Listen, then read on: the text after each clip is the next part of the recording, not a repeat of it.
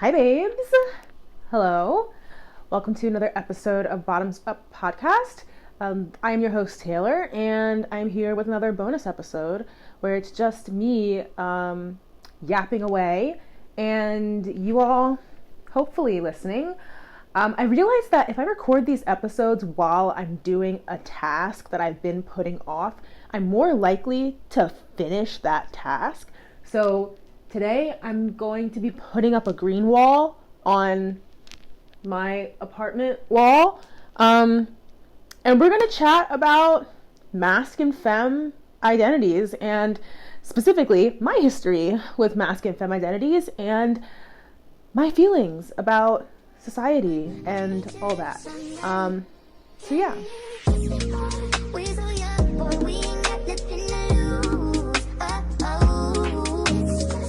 And guess what? Because I decided that I like being organized. Look at me. My little notebook, my notes, I put them down.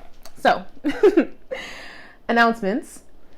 If you guys want me to keep doing these types of episodes where I just kind of pick a topic or I let you guys vote on a topic and then I do a little episode about it where I'm just kind of chatting, let me know, because I do find these pretty enjoyable.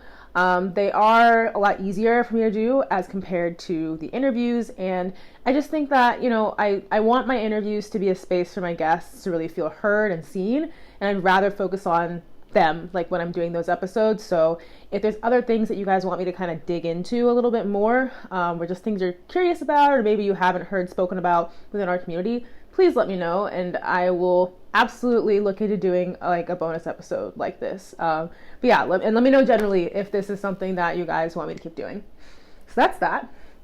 And then I also want to say, y'all better be wishing good luck to Miss Ray Janae, Les Chic, and our Playboys at Girls in Wonderland this fucking weekend. Like, oh my God, I love seeing our community on the big stage. Like, it just brings me so much joy to see like the kind of progress that we've had, especially just like literally since I've started this podcast. I've seen so many other people start their own platforms as well. I've seen so many more events happen. I've seen so many more people connecting with each other, and it just makes me so fucking excited. Like, I'm happy for us. Because it's not about me, it's not about you or you or you or you, it's about all of us. So, best of luck to the Playboys. Ray, you know I love you. Good luck, my girl. And let me know if you need anything, alright? Okay. All that's done. So, my horoscope for today. Good evening, Taylor. It is 83 degrees and mostly clear in your area. Today at a glance. People can mistake gregarious behavior for ego, but usually it is just a cry for love. Do new mantras, long drives, shoulder to cry on, don't, quid pro quo, roses, clothes swap.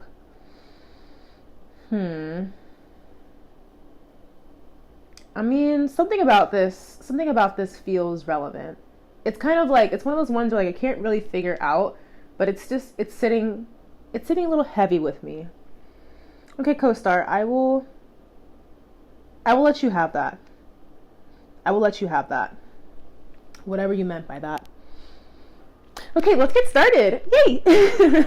Both with this fucking green wall and talking about masc and femme dynamics. So I know this is a topic that I've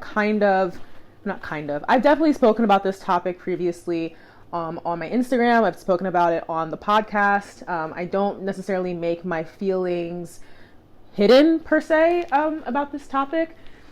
And it's not even like it's something that I feel like really needs to be like, I don't know, like there's no opinions, like this is just, it's identities, it's, self-description. And I have touched a little bit on my journey, especially if you haven't heard my episode about divine feminine, and kind of like my views on femininity specifically and kind of how I came into my divine feminine. Absolutely, you should go back and take a listen. That was a really fun one for me to record as well, because there's so many different ideas that like the gay community, even versus the straight community, and then even like with a little bit of a religious influence, there's a lot of different ideas that people have about femininity and like women and how we express our femininity. So it's very interesting. But this will be a little bit focused like specifically on, the LGBT community, and specifically like the mask femme dynamics between sapphic people of all kinds. So where do we begin? Do we start with definitions? Or actually, yes, let's start with definitions. So, me, Taylor, your host. Also, I'm sorry if you can hear my hair. Oh my god, this is ridiculous. Wow. Okay, hold on. I'm sorry, I got my hair done and I put beads on it, not realizing that I would sound like a maraca 24/7. So hi, me, your host. I identify as high femme. I am a lesbian. I am a woman most days, a black woman every day. But I identify as high femme, and that's something that is, very important to me. Me specifically. Just me. It is for me. It makes me feel comfortable. And being high femme is just one part of my identity. I do exclusively date masculine presenting people. It does not matter to me if they necessarily identify with masculinity. It also, it doesn't really matter to me, it doesn't necessarily matter to me how they self-describe. It definitely is a certain aesthetic that I am attracted to. So there's a lot of different, ways to identify as either mask or femme. I think specifically high femme, the way that it means to me is this level of hyper femininity, where, I want to look ethereal. I want to look like a fucking goddess every fucking day. Which I honestly, I'm gonna be honest, I can't afford it. I would really love to get my lashes done. I don't have the money for it. It's not happening. I would love to get my nails done. Also not happening. And last time when I got my lesbian nails removed, the nail tech filed down my nails way too far. So now they're damaged and I have to grow them out before I can even get another regular manicure. So that's fun. But yeah, high femme. That's what high femme, means to me. There are people who just identify as being femme, and that's, just a slightly lower or slightly less feminine than the high femme. I guess there's not as many degrees that I understand in kind of the femme side of things. There's definitely a lot more words on the masculine side, because when I say mask, that's absolutely an umbrella term. It can apply to people who tend to lean a little more androgynous. It can apply to people who are trans mask. It can apply to just, women who just identify as mask. It can apply to butch. It can apply to, studs, stone butch. There's a lot that kind of falls under that label. And again, all of these descriptors are self-identifiers. I find it very important, even though I explicitly say I am into more masculine presenting women or masculine presenting people, because I do date trans mask people, non-binary people. Even though that's what I'm into, I would never actively describe anybody else as butch or a stud or a stem or anything within that realm, because those are self-identifiers. I think I kind of see mask as a very broad descriptor, but all those other terms tend to get a little bit more specific. So I never want to make somebody feel uncomfortable because I'm applying a term to them that that they don't feel accurately, identifies them. And part of the reason why I'm big on this is because I think, okay, I've always had a slight preference for masculine presenting, oh, there's a spider up there.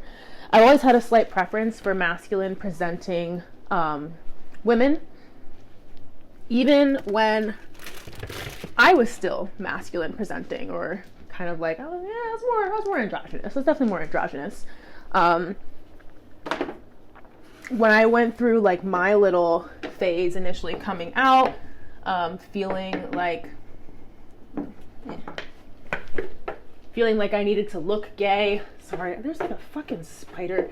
I hate killing spiders in my house because I know that they're like important and they like take care of the other bugs, and I have so many other bugs in this fucking apartment. But like, girl, I'm not trying to get bit putting up some fake greenery. So whatever. But even when I was, you know, a little more mask presenting, androgynous leaning, whatever, I was still absolutely, I knew that I had a slight preference for like mask presenting women. I did date kind of everybody. Oh Jesus. I definitely dated all different types of people, like for sure. Oh my God. Okay. This is. Ow! Ow! Ow! This is why I'm not a handy lesbian. I've said it once and I'll say it again. I'm not a handy lesbian. Sorry. So I was more masculine presenting, but I was still kind of like dating a lot of, you know, a variety of different, you know, women aesthetically. I remember there was one person in particular. No, there's one woman in particular that was like very, very femme. And I just kind of found that for some reason, like I always felt pressure to step into that masculine role. I think I, as a person, just naturally, I like kind of having like opposing energies, and I like having like a little bit of like a, I don't know, it's like a yin and yang like type dynamic. Like I'm a big fan of that. And so I think that because a lot of times I was already perceived as being more masculine because I wasn't explicitly feminine, and then I think also part of it was because I'm a black woman, but we don't have to get into that. I think like a lot of people just kind of assumed that I was more masculine, and so I just kind of took on that role because it's what they wanted of me. And I get like, you know, I'm a people pleaser, been a people pleaser in recovery, whatever. It's not easy. It is not easy, but I think I just wanted to, I was kind of so desperate to be wanted, and I was so desperate to be loved and accepted and felt needed that, you know, I just kind of put all that to the side, like put my actual like, you know, desires and interests to the side, and just kind of did what I needed to do in order to continue to get that validation from women. Whew. And as I've spoken about, you know, in previous episodes, part of it was also me not quite feeling comfortable in my body, not really wanting to expose parts of myself physically. And the thing is, it's one thing if you actively choose to be, you know, what's the word I'm looking for? Not conservative is not the word, but you know what I mean. Like, it's one thing if you choose to want to dress in a way that is like more covered up because like that's what makes you feel empowered, or that's just what you like. But for me, it was quite literally like I just really didn't like my body. I didn't like the way that I looked, and so it was easier to just kind of cover up and assume that role that other people already thought that I was going to fit into, rather than, sorry, there's an ant on my glasses. Go. Thank you. It was easier to do that rather than take the time to, you know, reflect and do the self-discovery that was necessary to figure out, like, who am I? You know, like, what am I? It's also worth noting that, you know, at that time I was still identifying as bisexual at that time. So there was a lot of in between, I think, for myself, and not a whole lot of actually figuring things out. Okay. Right. Let me ask, I've been working on this since like technically like end of last year. Oh my god, you've got to be fucking kidding me. I honestly, I am inches away from just like quitting on this and just sitting down and talking, because again, this might just be my 13th reason. Oh my god, I've got to stop making that joke. I'm not like that anymore. Boom. That's what I'm talking about. Look at that. I did that. Fucking high femme who. No, okay, whatever. So it wasn't until senior year of undergrad where I just kind of like, I started really experimenting more with just like being femme, being able to show some skin. And like when I tell you guys, like throughout high school, I didn't even like showing my shoulders.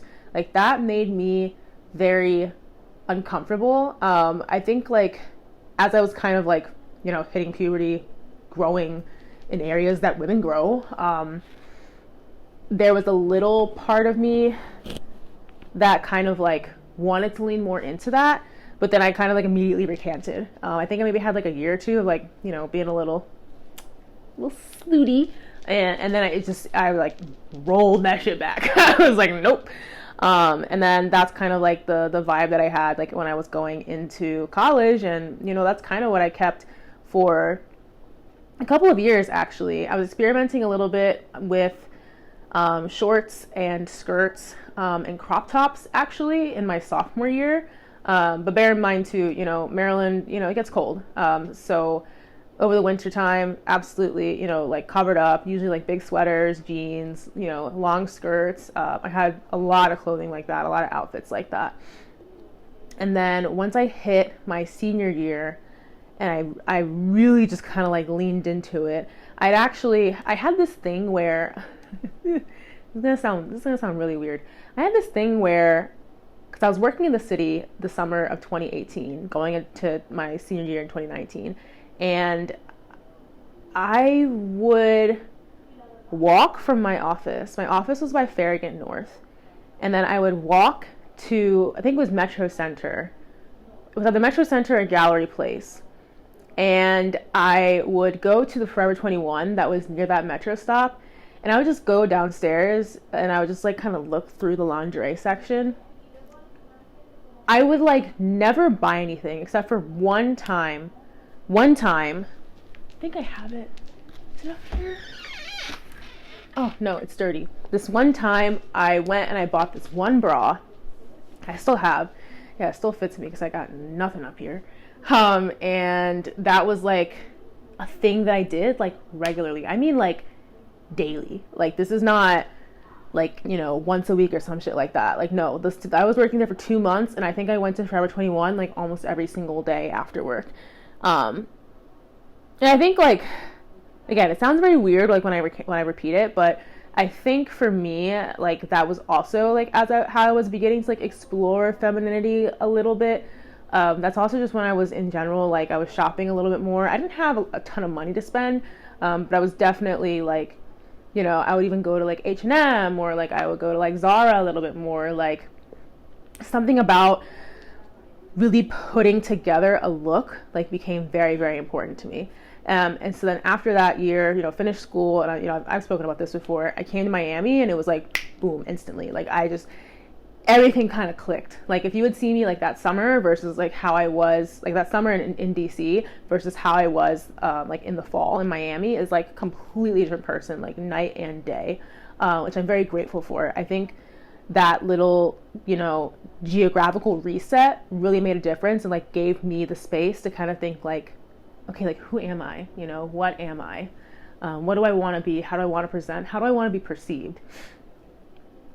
And again, like I think I kind of joke that I'm a whore. I mean, yeah, but I think my sense of style tends to be like I'm not afraid to show a little bit of skin, but I'm really big about like silhouettes and like having a silhouette that I really like. So I'm very much like little t-shirt, big pants person, or little pants, big t-shirt person. I don't really feel all that comfortable when everything is out still, because I just feel like, where's the outfit? You know? That's just kind of how I feel about it. Also, I'm supposed to actually be putting this thing up, and I'm like, barely. Oof. Okay, I've definitely been yapping, for sure.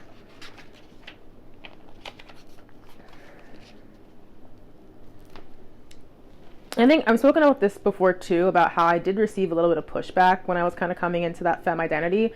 The first time was when I'd gone on a date with somebody, and even though I expressed, explicitly like that I, identified as femme, because I was absolutely using the word femme to describe myself at that point, but I think that I just still hadn't quite come into the identity, and like I still just wasn't very confident as a person, or like very comfortable with myself, so it kind of impacted the way that other people would perceive me, obviously.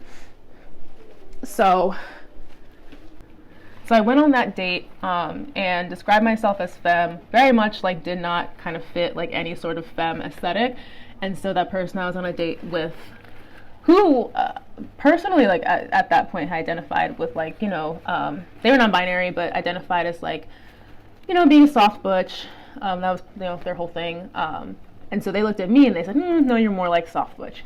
And I was like, oh, okay, that's not what I'm going for. I'm literally just a girl.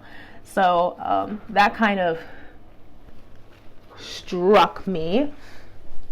And I think that was the turning point where I was just like, okay, no, like I really need to give myself the space to figure this out. And so I did, especially like things that I was wearing to class, not so much the things that I was wearing to work at the time. There was also just this weird kind of thought in my head that like I could really, like I didn't really want to perform femininity for men at that point, or even just like for general society. Like I really wanted it to be for other women. Like I think in my mind I had especially leaned heavily into the kind of like the mask persona, because I wanted to be perceived as gay. I wanted other gay, like queer people to look at me and be like, oh, like she's one of us. Because let's be real, if you look at me now, okay, maybe I shouldn't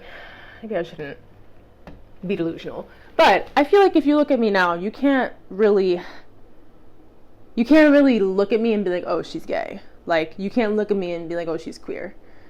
It's not as on the nose as it used to be for me.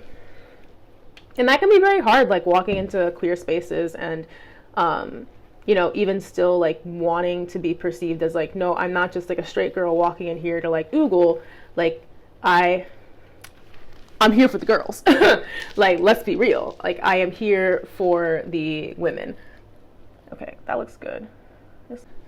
So after that, I went, when I was dating my ex, the one that I spoke about in my situationships video, we were dating and they were visiting me, and we were getting ready to go out to just like, day in the city in DC, and got ready, put on the outfit, and I just kind of looked at we were like about to leave, and I feel bad because it was like a little bit of like a drama queen moment, but I looked in the mirror and I looked at my outfit and I was just like, I don't like this. Like it just felt too masculine. It didn't feel feminine enough. I was very uncomfortable.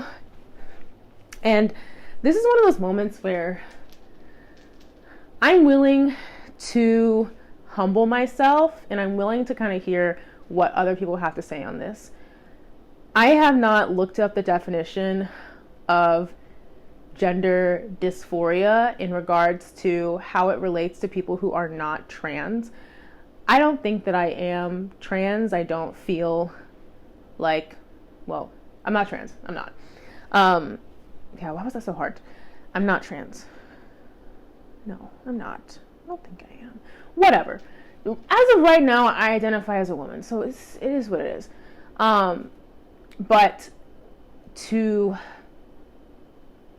look masculine for me and to be perceived visually at least, like as masculine does feel dysphoric, you know, or at least like it feels like similar to the dysphoria that a trans person might feel, where like I am physically uncomfortable if I have to go out in public or present myself wearing something that, or wearing an outfit that feels masculine, or even like a stature that feels masculine. I mean, yeah, even when I go to the gym, like I've been looking for like little skirts that I can get for the gym to work out in instead, because, you know, I want to look a certain way. I want to feel a certain way. And the gym especially is one of those places where I feel so masculine inherently, because, you know, I'm lifting weights and whatever. And because I focus way too hard on upper body and not a lot on lower body.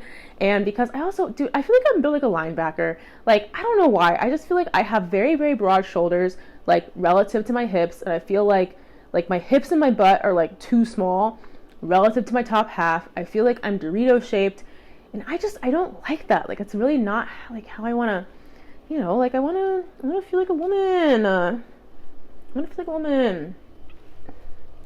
And like, yeah, like that, if anything, it's like, that's kind of like fundamentally it for me. Like the femme identity for me, like validates my womanhood, because that's the type of womanhood that I want to experience. And that's not to say that, like, you know, masked women aren't women. That's why I say, like, that's the type of womanhood that I want to experience. Like, I wouldn't put that on somebody else. Oh my God, this is actually like coming together really nicely. So yeah, so that's been my journey. And I guess like over the past couple of years, again, like when I'm in school, or when I was in school, it was very easy because like, yo, I could wear whatever I wanted and I looked good. I definitely had some pretty killer fits that first semester. And then, you know, pandemic happened and we were inside. I did do a lot of online shopping during that time. So I was still like putting together like some pretty fun outfits once, you know, well, Florida never really closed. So that's that. But yeah, I did start to put together like some really fun outfits over the summer. And then come fall, when I had to go back to school in person, you know, I ate like a BMW. I ate. So that was very nice. That was very validating. And then after graduation and everything, I think I was a little bit docile for a while just because I was very depressed.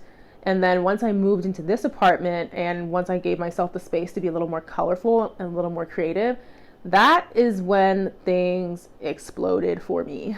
I actually had a rule for myself that if I was going to buy any more clothing, it couldn't be black, white, or beige, because I was just like, my closet is too boring. Like, I want more color. I want more fun shit.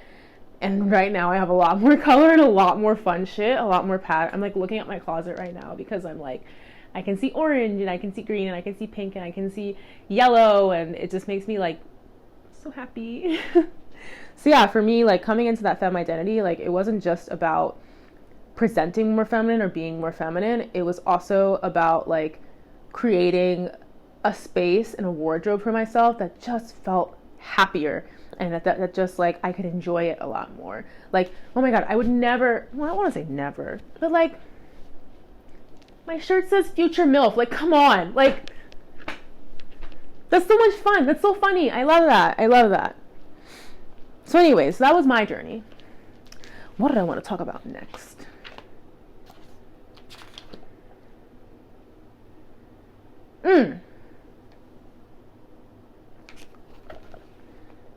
We live in a society.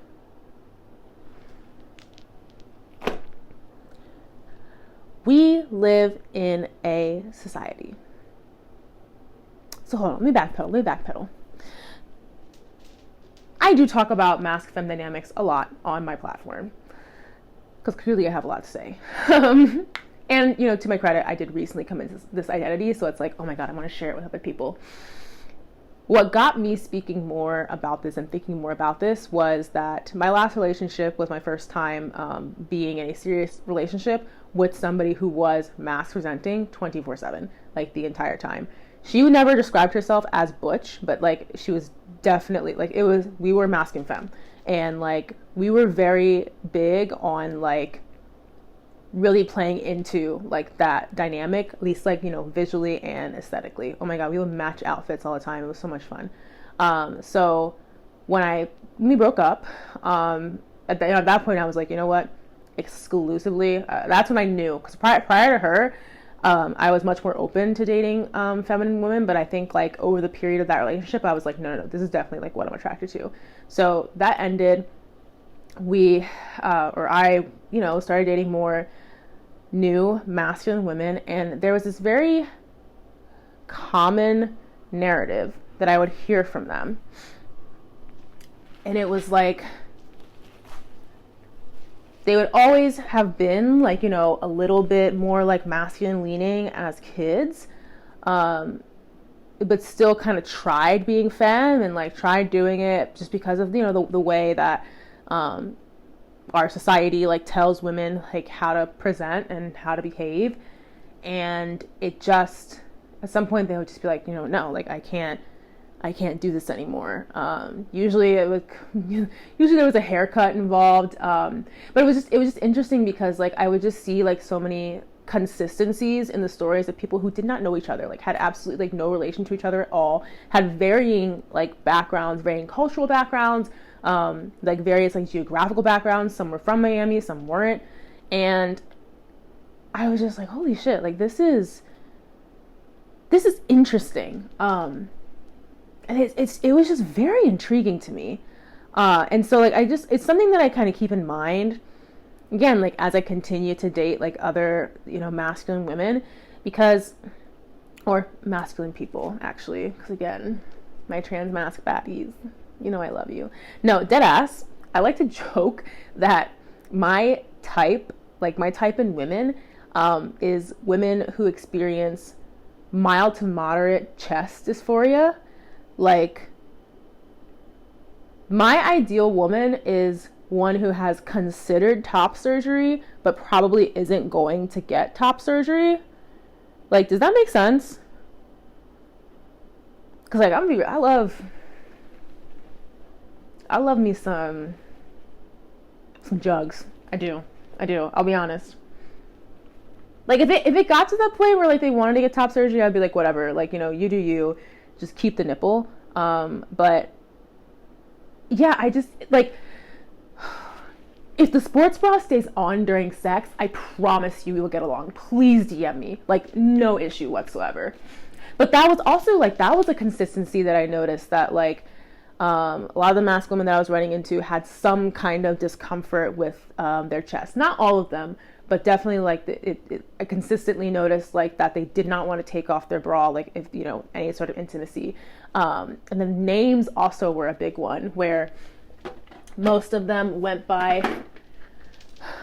kind of like a masculinized nickname of their given name. And it was like, I had one girl, she went by like a more masculine nickname, and I saw her driver's license, which had her legal name on it, obviously, and we got into the Uber, and the Uber said, oh, like Uber for so-and-so, and it was her legal name.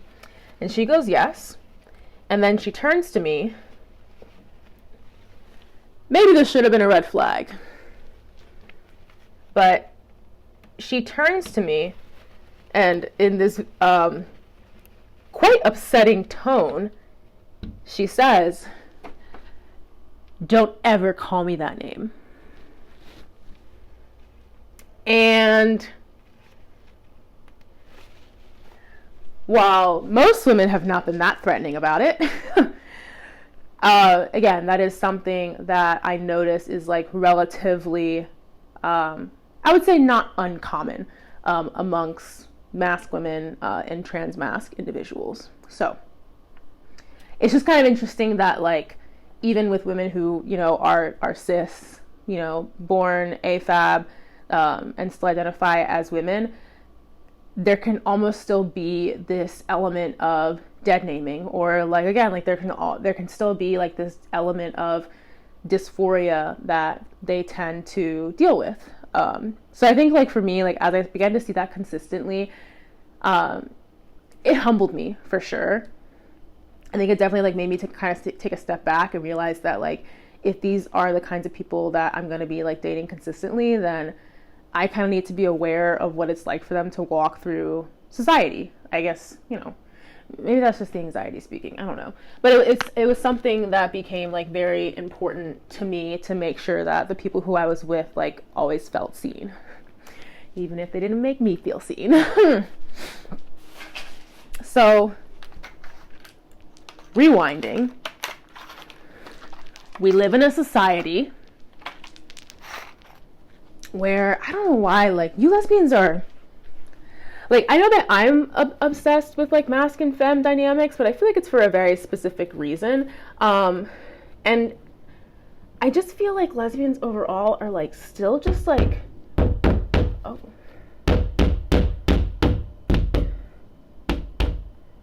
A little bit too obsessed.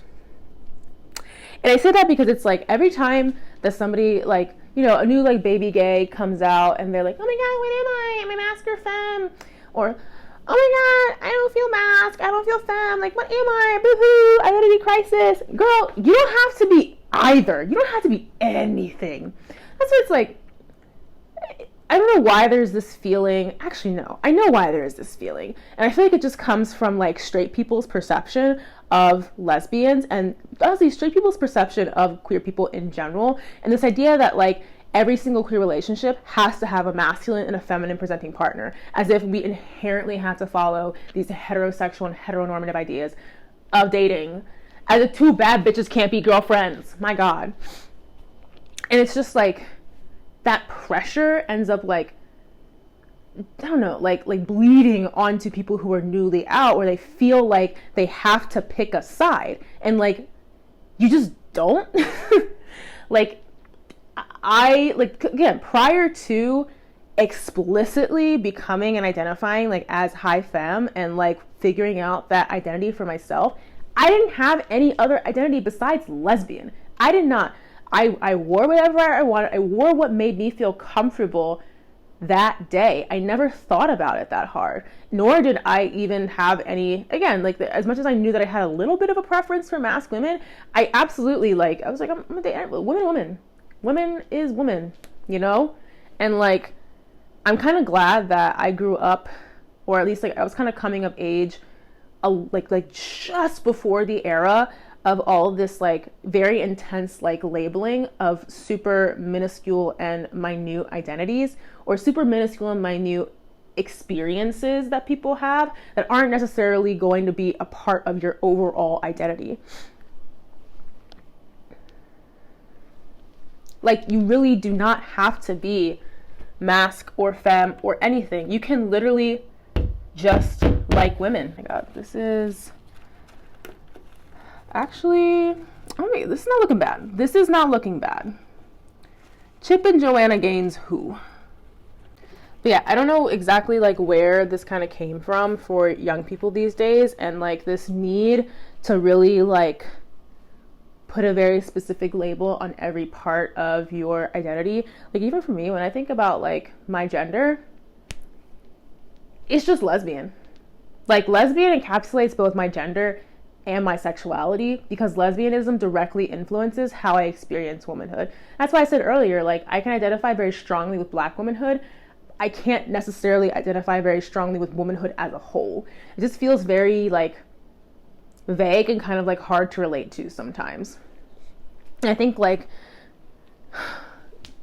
what a woman is, I'm not getting into that. I'm not getting into it, because that's a whole different conversation for a different day.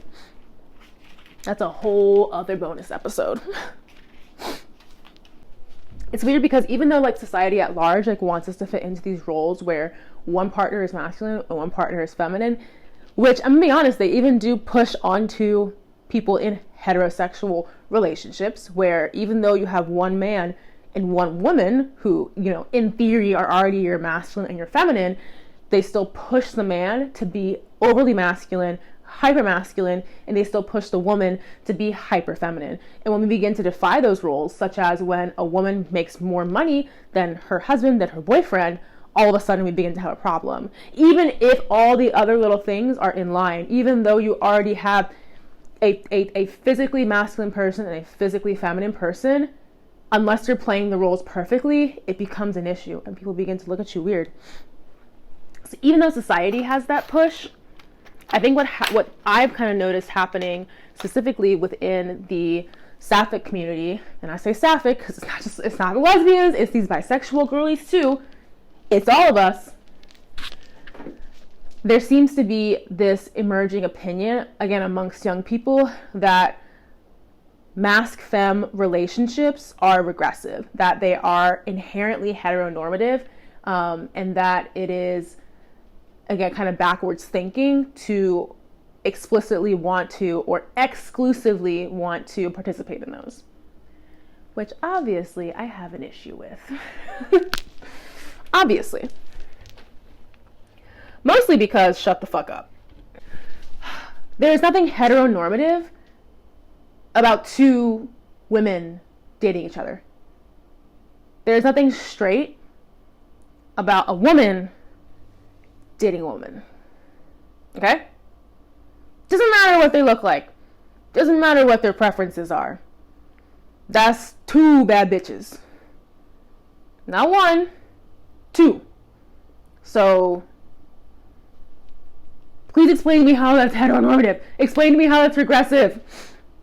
My goodness. I think like even if you know, you're like a hyper feminine woman and you only want to date somebody who's hyper masculine and you want to be a stay-at-home wife and you want your partner to make a bunch of money and you want them to be the head of the household and you want to just like raise babies or whatever. If you're two women, it's not regressive. It's just, if you're two women, it's not heteronormative.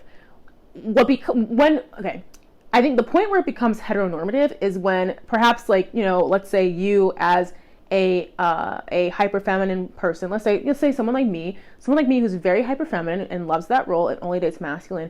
If you go into the relationship expecting every masculine presenting person to fulfill that role, because that's where it begins to become unfair, and that's when you're starting to make assumptions, again, based on these very heteronormative ideas of what relationships are supposed to look like. And the thing is, like, I say that as someone who, like, okay, so I was stuck between two topics here. It was either I was going to talk about, like, Catholicism and my experience with that, or I was going to talk about my experience with these masc and femme identities. I'm being honest, there is quite a bit of overlap between these two, because I do feel like kind of coming into this femme identity, it's like, it's weird because it's kind of like forced me to also reckon with a lot of these Catholic ideas that I still like hold like very important to me. One of those big ones is like traditional families, not necessarily like in the nuclear family sense, but like your girl wants a wife and two kids, not gonna lie, maybe three, as many as I can afford, because that shit is not cheap. That shit is not cheap. So like that's, you know, that's the future that I want for myself. And I think like I have a little bit of, I get very nervous talking about that, because I feel like people are going to hear that from me and they'll be like, oh my God, like that's so regressive, that's so heteronormative, blah, blah, blah. Like why would you want like this like traditional idea of marriage, you know, or traditional idea of families? And two things on that. One, as much as I do want that, I can still see certain caveats with it. I've spoken about this before. Like, I don't mind having a third partner in my relationship. I don't even, like, I think, like, my, like, absolute ideal scenario is that, oh my God, this is getting so deep. This is getting, I'm sorry. Like, okay, I gotta get in close. Okay, I gotta get in close. Okay. Stay with me here. Stay with me.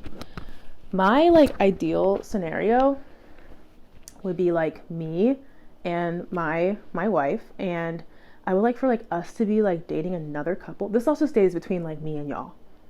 This is between us. Me and my wife dating another couple, and we all just have like children that we raise together. Like, I don't care. biological versus adopted, not an issue. It's still expensive either way. But like just us raising children in like our little village, it does sound kind of like a commune. I will admit I hear you, but like hear me out. And I wanted to be on a farm but that's not because I want a cult. That's because I want to have a farm. I've always wanted a farm. I'm a horse girl. Of course I want a farm. But yeah, that would be like my ideal. That would be like, favorite scenario, whatever.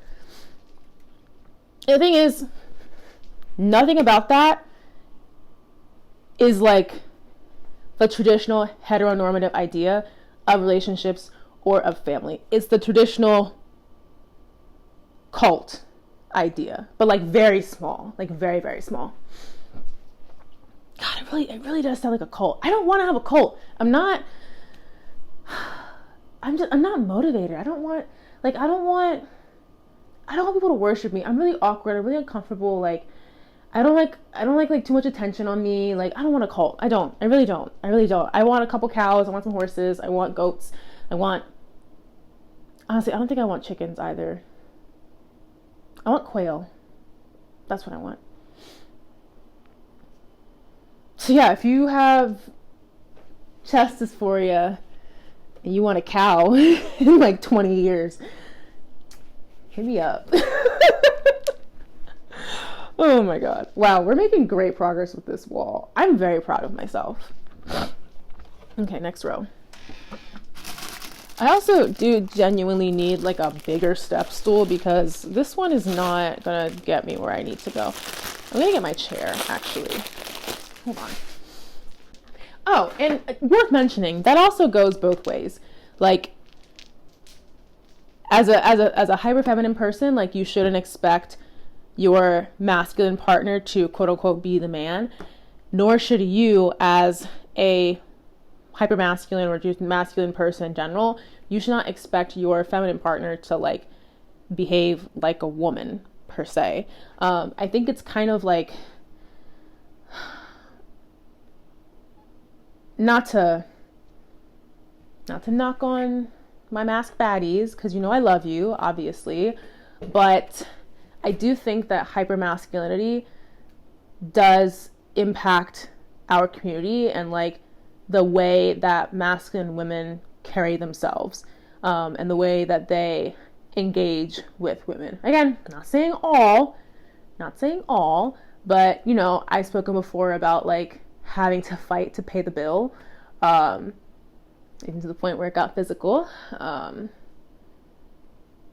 There can be expectations about, what your partner is allowed to wear out. There can be expectations about who your partner is allowed to be friends with. I think even, we'll see straight people have issues with their partner having friends of the opposite sex. And it's honestly, I feel like it's more so like women who try to have friends that are men, where their boyfriends are not very happy about that, and legitimately like have an issue with it because there's this assumption that you're going to cheat. So you see that even within lesbian community. I don't think I see it so much in the idea where you either like you just don't have masc friends, you don't have femme friends, because I don't think that our community kind of like works in that way. But you can see it in the way where a masc woman may let her femme girlfriend have a masc friend, but there's always tension there. It always kind of feels like you're a competition with each other. And again, I'm speaking very anecdotally. I'm not a sociologist, not a scientist. I'm literally just a girl. But I think I've seen like multiple times now where that has kind of caused like a rift in our community. And I'm not sure why. I think that's where, I can kind of see kind of like the, regressive argument, because we have spent so much time and energy building up these communities for ourselves that are meant to be safe and that are meant to be, a little bit extracted from these heteronormative ideas of dating, that when we begin to kind of fall back into those, it can be kind of upsetting. And because, if I'm being honest, again, like as much as my idea of my future for myself, like is, relatively traditional, I only feel comfortable in that because I've done the work to figure out who I am and to figure out how that actually fits with my identity.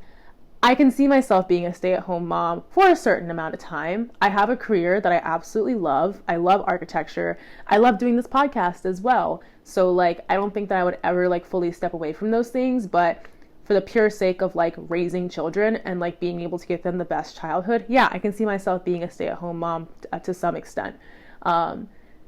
I would love to, marry somebody who has like, the financial means to take care of our entire family. That being said, we live in a society. This world is fucked. So, I know realistically that like, hey, I'm on a career trajectory that could also put me in that kind of position. And I would like to also be in a place where like, God forbid, like if something happens that like I can support myself and my partner, or, if whatever is like, going on with us at that point in time. We're partners at that time. I feel like I've given myself the space to like work through it, and to think through it. And I think especially like after leaving my last relationship, I've had a lot more time and space to like really consider what I want for my future. And again, is it very traditional? Yes. But is it also like very flexible? Do I feel like being in the queer community has given me that flexibility? Absolutely. And I'm very grateful for that. Okay, that's like as far as I got in like my little outline. I don't know if I really have like any more thoughts on this. I don't necessarily have like a particular conclusion or like wrap up for this episode or this topic. It's very hard. I don't know, again, these are self-descriptors. Like these are labels that you can put on yourself where you see fit. And this goes out especially to all the people who have tried to tell me what I am. Bitch, that's none of your business. Like, I'm the one who needs to go on that journey for myself. You're the one who needs to go on that journey for yourself. And you can use the words along the way that work the best for you, but also there's absolutely no issue, there's no problem with just saying like, hey, I don't know, or I haven't figured it out yet. And maybe you will, maybe you never will figure it out, but that's okay. So long as you are a person that you are comfortable with, that you are happy with, so long as you as a person and a version of yourself that you want to share with the world, that you feel comfortable showing to the people around you, that's what's most important. So yeah, I feel like this is a very short episode in terms of talking. This wall really, I'm going to have to like actually do this. I thought I was going to run tonight, but I don't think it's happening. I'm going to run in the morning. So I hope this is what you guys wanted. Sorry, this is not as organized as my situationships episode. But thank you for listening. Thank you for watching. Thank you for supporting. If you would like to have me cover a specific topic, feel free to shoot me a DM. You can also email me at bottumsuppod@gmail.com. As y'all know, my Instagram, bottumsup.pod. Same thing on TikTok. So I'm going to call it a night in terms of podcasting, and I'm going to finish this green wall, and y'all are going to get pictures of it. See, I feel like all I need to do was just get on a roll. And like, now I'm on a roll. All right. Thanks, guys. I will see you in the next episode. Mwah!